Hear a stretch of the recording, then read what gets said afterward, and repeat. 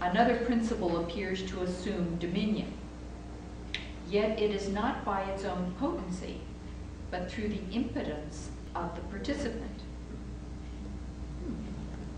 that it has the appearance of revolting against the divine form of illumination. Do that That's last. interesting. Yeah, do that again, please. Come on. Do you want the whole of it? When the light, when the light is obscured, another principle appears to assume dominion. it appears to assume dominion. Go ahead. Yet it is not by its own potency, No, it's not by its own potency. Go ahead. but through the impotency of the participant. It's the impotence of the participant. That's the cause of it all. Keep going. That it has the appearance of revolting against the divine form of illumination. Gives just the appearance of a revolt. It is of an appearance? Is that what it says? Yeah. Thank that's you. what it says. I picked on the right reader. Right? Now look here.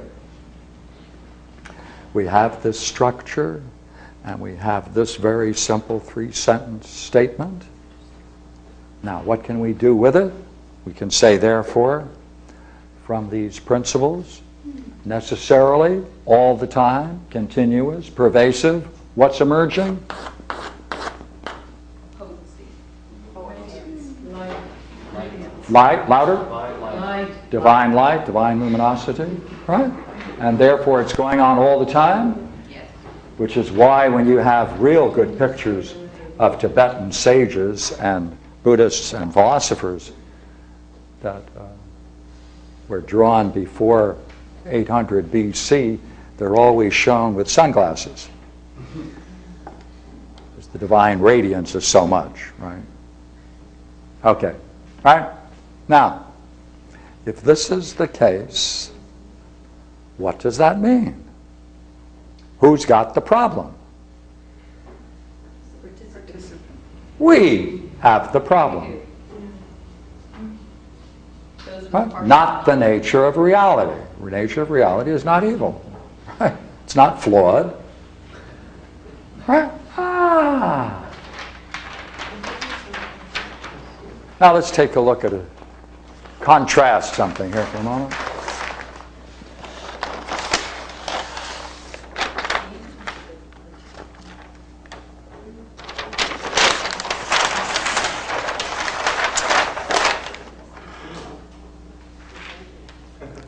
Okay, this is the problem of Paul and Socrates.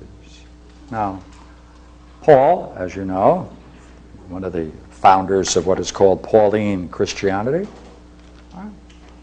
was someone who was a hired killer, and he saw that he was involved in a mission to stone people to death. That was his job, and he seems to have taken that with a great deal of glee and dedication.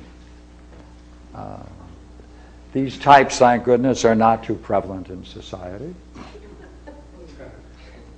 But he was a murderer who would stone people to death. And this strange duck, if I may call him that, on the road to Damascus, had a conversion experience, so we're told. And the way to understand that conversion experience in theological circles is to say, God, through an act of grace,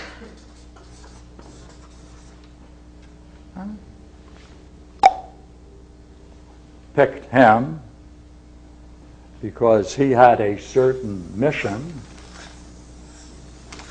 according to the story, and therefore God admits of a relationship with participants. That's what this says. Remember, I said everything is going to hinge on this one word, relation. Because, would you not agree, you and I might wonder, given what we've been saying, what did Paul go through to have such a conversion experience, given the fact that he was stoning people to death? And in those days, they didn't make statistical studies on how many stones and of what weight it takes to break how many bones in what period of time in order to bring about death. They weren't concerned with statistics in those days. But this means, does it not, to explain that, you need a theory. The theory you have to have is that God enters into a relationship with the participants, and since he can do that, that's an act of grace. Now,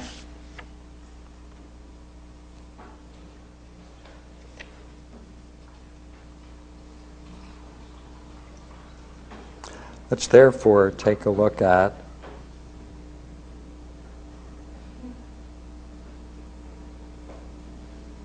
(142).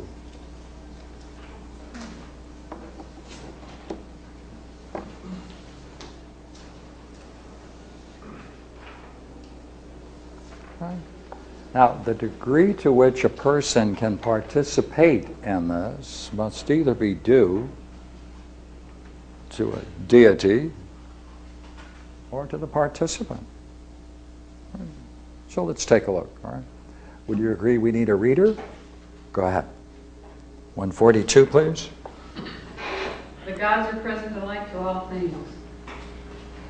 Not all things, however, are present alike to the gods.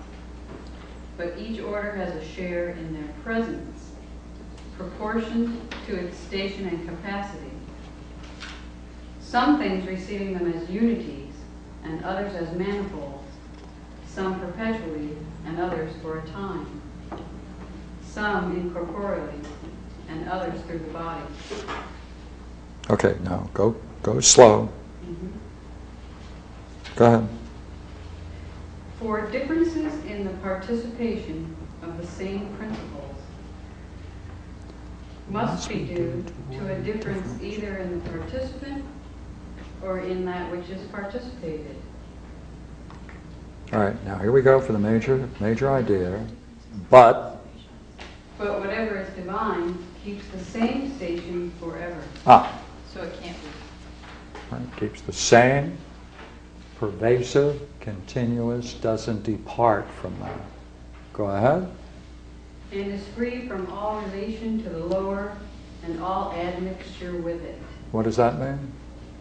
In this picture, it does not permit, allow, or is there a place for any special relationship between the two?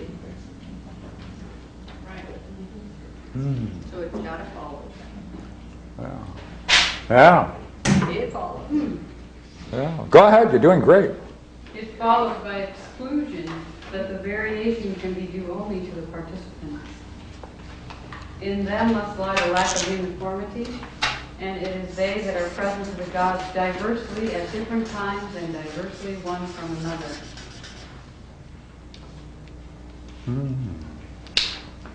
Thus, while the gods are present alike to all things, That's right. not all things are present alike to them. Each order is present in the degree of its capacity and enjoys them in the degree of its presence, which is the measure of its participation. Right. Now, wait, The degree of its presence is the measure of its participation. That's right. Okay, now look so here. It's gods Louder. are present all alike in all things. So that means that